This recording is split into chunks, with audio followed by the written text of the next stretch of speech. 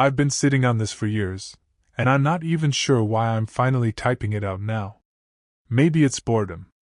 Maybe it's guilt finally getting loud enough that I can't drown it out with work and noise anymore. Either way, this feels like the right corner of the internet to say it. I made my money doing something illegal, and for a while, it felt too easy. My name's William. I'm not using my last name for obvious reasons. This story goes back to my mid-20s, when I was broke, arrogant, and convinced I was smarter than the system. I wasn't some criminal mastermind or hardened bad guy. I was just a guy who figured out that counterfeit documents, IDs, permits, paperwork people needed fast, were in demand, and that demand didn't ask too many questions. The funny thing is, it didn't start as a crime, in my head. It started as a favor. A friend needed a document fixed, tweaked, replaced, nothing dramatic, just something to smooth over bureaucracy. I had the skills, the software, and the confidence. One success turned into another, and suddenly people I didn't know were being sent my way. Each time, I told myself it was temporary. Just until I got back on my feet. Just until rent was paid. Selling counterfeit documents is easy money, until you realize easy money always leads somewhere, and it's rarely where you plan to end up. At the time, though, all I could see was how desperate everyone else was, and how calm I felt providing the solution. That calm should have scared me more than it did. Once I crossed that invisible line, taking money instead of just helping out, it became all about justification. I didn't wake up thinking, I'm going to commit a crime today. I woke up thinking, I'm solving problems people created for themselves. There's a difference, at least that's what I kept telling myself. Preparation, for me, wasn't some cinematic montage with blueprints and burner phones. It was quieter. More pathetic, honestly. I spent nights convincing myself I was careful, ethical in my own warped way. I wouldn't help bad people. I wouldn't ask questions that made my stomach twist. If someone seemed nervous or sketchy, I told myself that was just how bureaucracy made people feel. I set rules. Rules always make you feel cleaner. Cash only. No real names. No meeting twice in the same place. I rehearsed conversations in my head, practiced sounding bored and professional, like this was just another freelance gig. The more normal I made it feel, the less I had to think about what I was actually doing. I checked and rechecked everything, not out of pride, but fear. Fear of mistakes, fear of attention, fear of that one tiny flaw that could unravel the whole thing. I wasn't chasing perfection. I was chasing invisibility. The goal wasn't to be great at it. The goal was to not exist. The worst part is how good it felt to be prepared. The control. The illusion that if I planned hard enough, nothing bad could touch me. That confidence didn't come from skill, it came from ignorance. I didn't yet understand how many moving parts one wasn't seeing. And I definitely didn't understand how little control I'd have once other people entered the picture. The job that sticks with me wasn't the biggest or the most dangerous. It was just the first one that felt real. Up until then, everything had been abstract: files, emails, envelopes changing hands. This one had a face attached to it. He messaged me through a mutual contact, vague and careful. Said he needed documents fast. Not for travel, not for anything dramatic, just work stuff. That phrase should have set off alarms, but instead it made me feel weirdly validated. Like I'd graduated from favors to services. We agreed to meet in a coffee shop that stayed busy enough to swallow conversations. I showed up early, heart pounding like I was about to give a presentation I hadn't prepared for. I kept telling myself I could walk away. That I was in control. I ordered a coffee I didn't want just to give my hands something to do. When he sat down, he looked normal. Tired. A little older than me. He didn't act like a criminal. He acted like someone who'd hit a wall and needed a ladder. That made everything easier and harder at the same time. We talked in half sentences. No details. No eye contact for too long. I slid the envelope across the table like it was nothing, like I was passing a receipt. He checked it, nodded once, and slid the cash back. No negotiation. No drama. That was the moment something shifted in me. The fear didn't go away, but it changed shape. It turned into adrenaline. Pride, even. I walked out of that cafe lighter, not just because of the money, but because I hadn't been caught. Because the world hadn't ended. I remember thinking, that's it? That's what everyone's so afraid of. That thought scared me later. At the time, it felt like freedom. After that first real job, preparation stopped feeling like a safety net and started feeling like muscle memory. That's when it got dangerous. I wasn't double-checking things because I was scared anymore. I was doing it because that's just how it's done. Fear sharpens you. Comfort dulls you. I began stacking jobs closer together. Not overlapping, not sloppy, just efficient. I had a mental checklist I ran through automatically. Where to meet. How long to stay. What questions not to ask. I treated it like project management, which is a fancy way of saying I stripped it of morality so I could sleep at night. The planning wasn't about the documents themselves as much as it was about people. Reading them. Predicting how they'd behave. Who would panic, who would act tough, who would talk too much. I told myself I was good at it. In reality, I was just lucky. I also started preparing excuses. Stories I could tell myself and others if anything went wrong. If someone asked where the money came from, I had answers. Freelance work. Old savings. Helping a friend. The lies layered on top of each other so smoothly that even I forgot where the truth ended.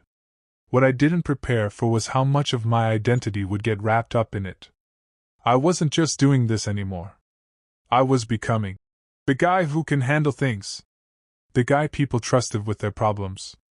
That responsibility felt intoxicating, like I mattered in a way I hadn't before. Looking back, that was the moment I stopped seeing an exit. I told myself I could quit any time. But I stopped planning for that. And not planning for the end is its own kind of decision, even if you pretend it isn't. The crime I keep replaying didn't announce itself as the big one. It showed up like all the others, short message, careful wording, someone recommended me. But this time there was urgency baked into every sentence. Deadlines. Consequences. A tone that said no wasn't really an option. He wanted multiple documents. Not copies. Not tweaks. Full replacements. That should have been my cue to back out. Instead, I felt that familiar surge, fear tangled up with excitement. Bigger job meant bigger payout. Bigger payout meant I could finally stop. At least, that's what I told myself. Preparation went into overdrive. I stayed up too late, slept too little. Every tiny detail felt heavier, like it could tip the whole thing over if I got it wrong. I ran through scenarios in my head until they blurred together. If this went wrong, it wouldn't just be embarrassing. It would be serious. What messed with me most was how calm I acted on the outside. Friends thought I was just busy. Focused. No one saw the way my hands shook when I worked, or how I kept checking the door like it might suddenly open on its own. I started imagining footsteps behind me even when I was alone. The night before the exchange, I almost deleted everything. Files, messages, contacts. I hovered over the keys, heart pounding, telling myself this was my last chance to stop. Then I thought about the money. About how close I was to being done. I didn't hit delete. That choice didn't feel dramatic in the moment. It felt practical. Sensible, even. But looking back, that was the exact second the crime stopped being small, and started owning more of me than I was willing to admit. The day of the exchange felt stretched thin, like time itself was nervous. Every hour dragged, then suddenly it was moving too fast. I picked the location because it was anonymous in a boring way, a place people passed through without looking at each other. No cameras I could see. No reason for anyone to remember my face. I arrived early again.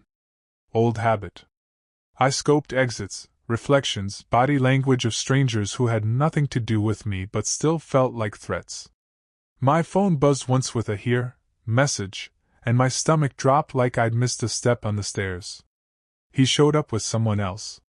That wasn't part of the plan. No warning, no explanation.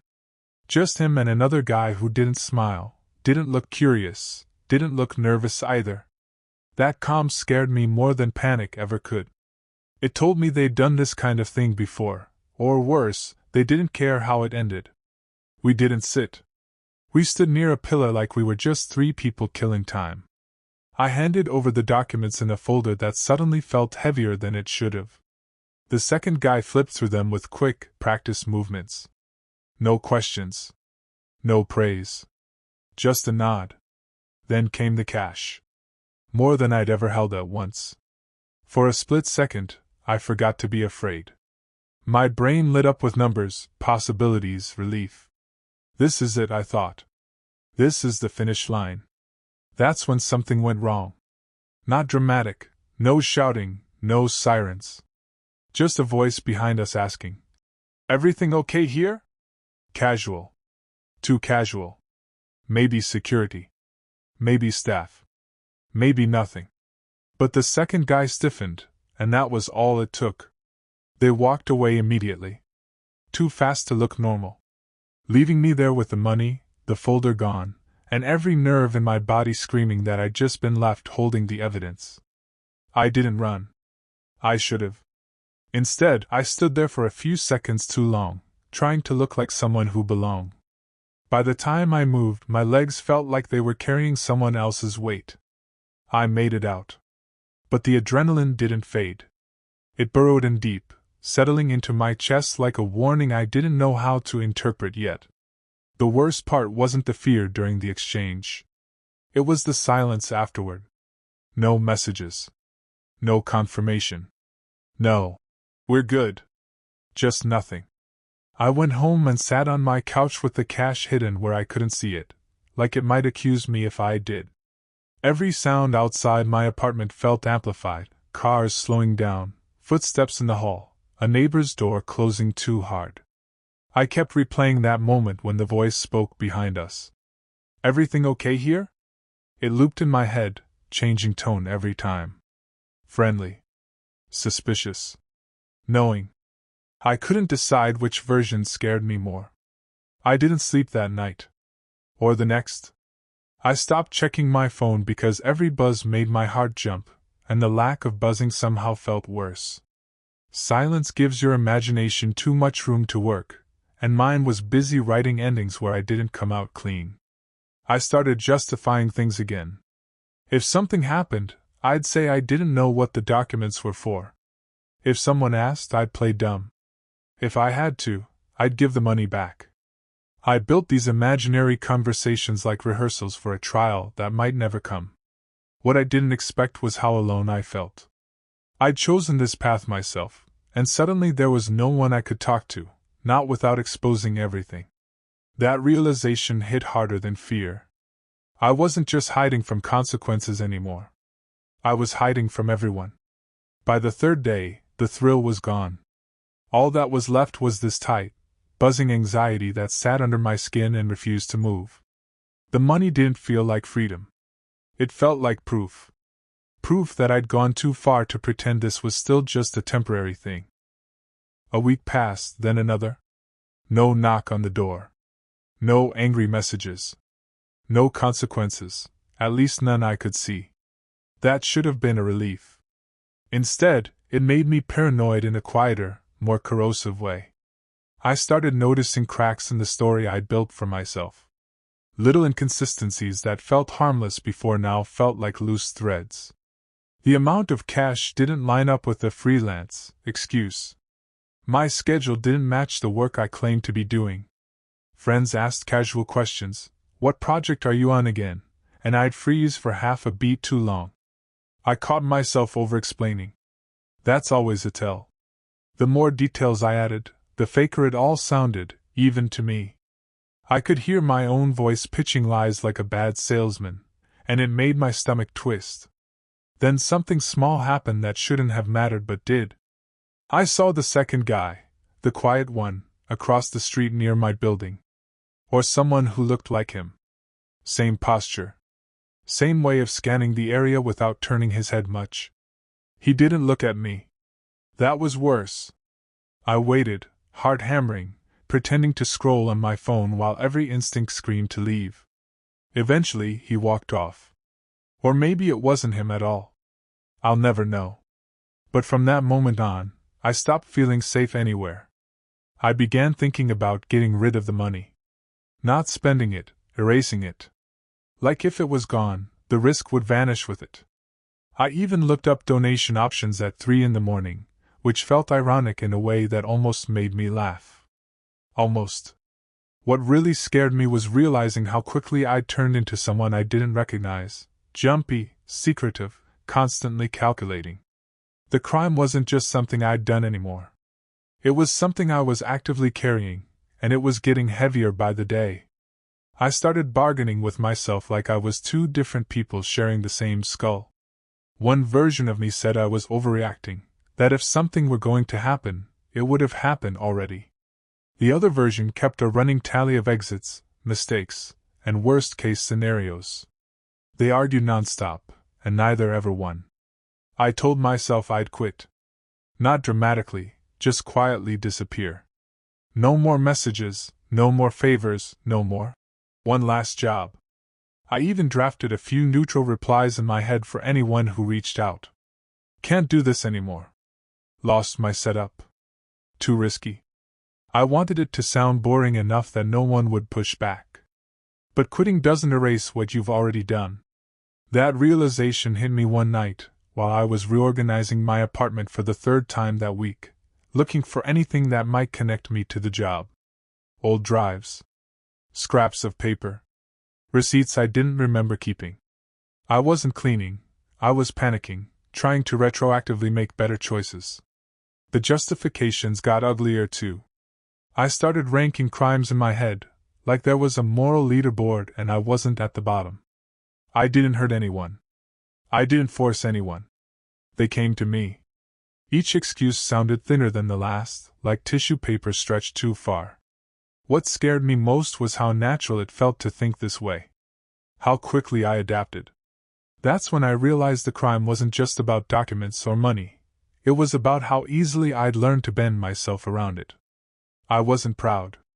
I wasn't even thrilled anymore.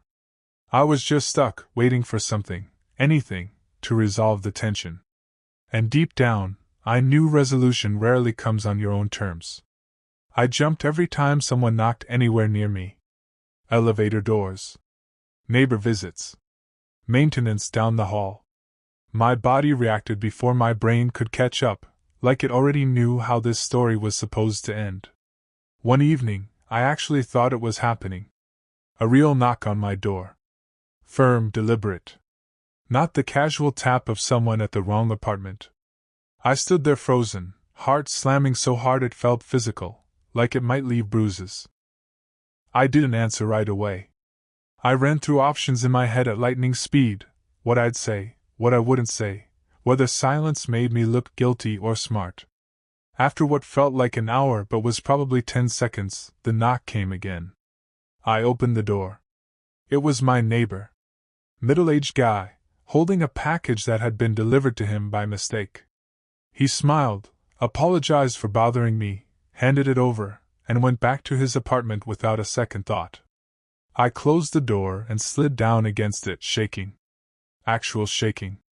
I laughed, too, quiet and a little unhinged, because the relief hit so hard it hurt. That was the moment I understood how deeply this had rewired me. Innocent things weren't innocent anymore. Everything felt like a test I was constantly failing. After that, I stopped trusting my instincts. Or maybe I trusted them too much. Every scenario felt plausible. Every coincidence felt loaded. I started avoiding people altogether, declining invitations, working out hours so I wouldn't have to explain myself. The crime wasn't chasing me, not visibly. But my own mind was doing a better job than any investigator ever could. And I knew I couldn't live like that forever. Something had to give. Just when I'd convinced myself that nothing was ever going to happen, that this was my punishment, living in a permanent state of almost panic, I got a call from a number I didn't recognize. I stared at my phone like it was a live wire. Let it ring. Stop. Ring again. I told myself not to answer, that nothing good ever comes from picking up unknown numbers when you've got secrets. But something in me snapped. Curiosity, maybe? Or exhaustion. I answered. The voice on the other end was calm. Professional. Too measured. They asked for me by my full name, and my stomach dropped. No nickname. No hesitation. They said they had a few questions and wanted to clear something up. No threats. No accusations. Just that phrase. I tried to keep my voice steady, but I could hear it, tight, careful, like I was walking across thin ice. I asked who they were. They gave a vague answer that didn't reassure me at all. Said it would be better to talk in person. That was it. The moment I'd been waiting for and dreading at the same time. After the call ended, I sat there staring at the wall, replaying every word. They hadn't said crime. They hadn't said documents. They hadn't even said money. But they didn't have to. The implication was heavy enough to bend the air around me. I started planning again, but this time it wasn't about getting away with anything. It was about damage control. What I'd admit. What I'd deny. Whether honesty would save me or sink me faster. I hated that I was already strategizing instead of just owning it. For the first time, I seriously considered that this might end with consequences I couldn't talk my way out of. And weirdly, beneath the fear, there was something else too, relief. Like the waiting might finally be over, one way or another. We met in a place so normal it felt intentional. Fluorescent lights, neutral walls, a table that had seen better decades. Nothing intimidating on its own. Together, it was suffocating. There were two of them. One did most of the talking. The other mostly watched me, pen hovering over a notebook like it was waiting for permission to move. They didn't start with accusations. They started with questions about my work history, my skills, my recent income. Broad, boring stuff. The kind of conversation that lulls you into forgetting you're cornered. I answered carefully. Too carefully. I could hear the strain in my own voice, the way every sentence felt rehearsed even when it wasn't. They let silence stretch after some answers, like they were giving me room to hang myself. I filled it anyway. Another mistake. Then they mentioned the documents. Not directly. Not specifics. Just enough detail to tell me they knew more than I wanted them to. Dates. A location. A description that matched a job I couldn't pretend was anything else. My mouth went dry. My hands clenched under the table. I tried to minimize. Downplay. I said I didn't know what the documents were used for. That I wasn't the one who benefited. That I'd already stopped. Each sentence felt like I was stacking sandbags against a rising tide. They listened. Took notes. Exchanged looks that I couldn't read. When it was over, they didn't arrest me. They didn't threaten me either. They said they'd be in touch. That phrase again.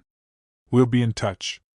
It followed me out of the room and all the way home, echoing in my head. I'd walked in expecting an ending. Instead, I got a pause. And somehow, that was worse. After that meeting, time turned syrup-thick again. Every day felt like I was standing in a hallway between doors, not knowing which one would open or who'd be behind it. I went back to my routine, work, groceries, sleep, but it all felt staged, like I was an extra pretending to be myself. I checked my email obsessively. Unknown numbers made my chest tighten. Even spam felt personal.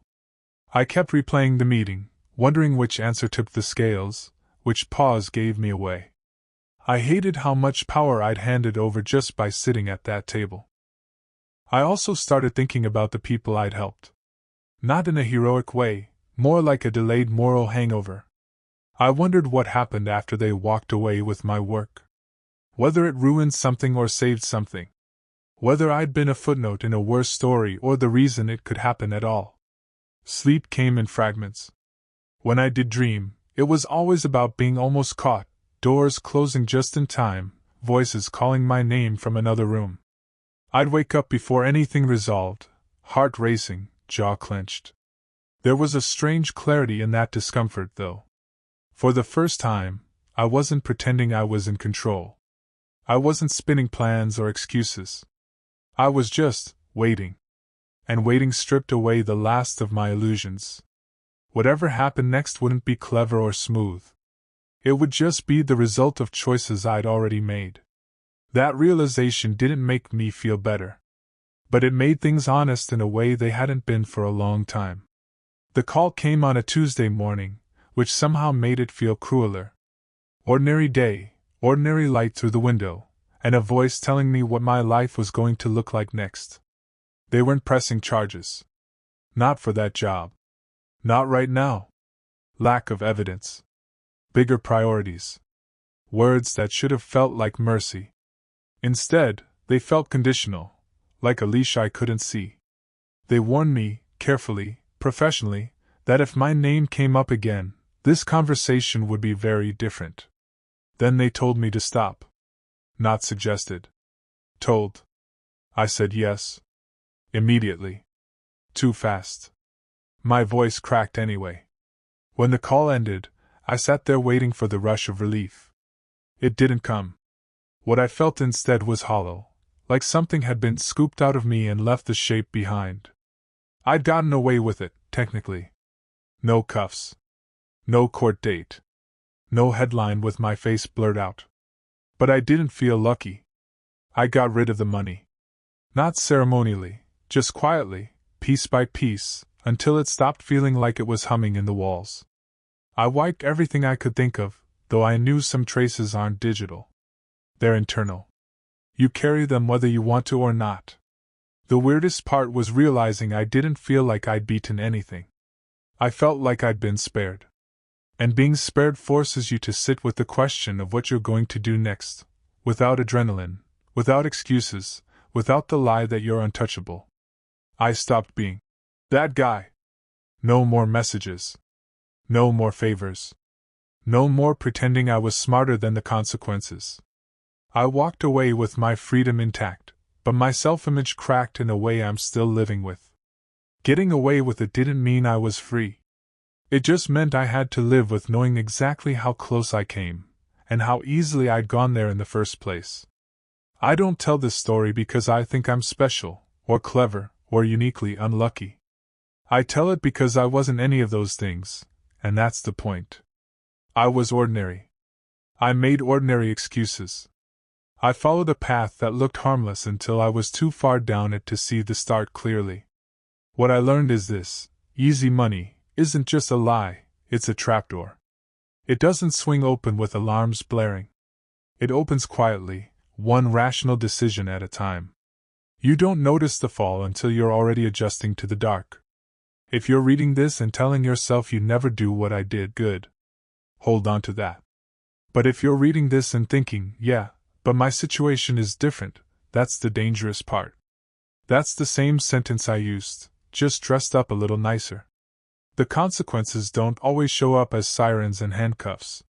Sometimes they show up as sleepless nights, flinching at knocks, and realizing you don't like who you became when no one was watching. Sometimes you get away with it, and still lose something you can't name, let alone replace. My advice? If you're standing at that first line, the one that feels small, justified, temporary, pause. Really pause. Ask where it leads, not just what it pays. And if you're already in deeper than you planned, know this: stopping sooner is always better than stopping later. Pride will tell you to finish strong. Fear will tell you it's too late. They're both wrong. I'm still William. I still live a normal life. But there's a version of me that exists only in this story, and I keep him close as a reminder. Not to punish myself, but to make sure I never convince myself that I'm above the consequences again. If nothing else, let this be the takeaway: the destination is rarely worth the shortcut. And the bill always comes due, whether the world sends it or you do.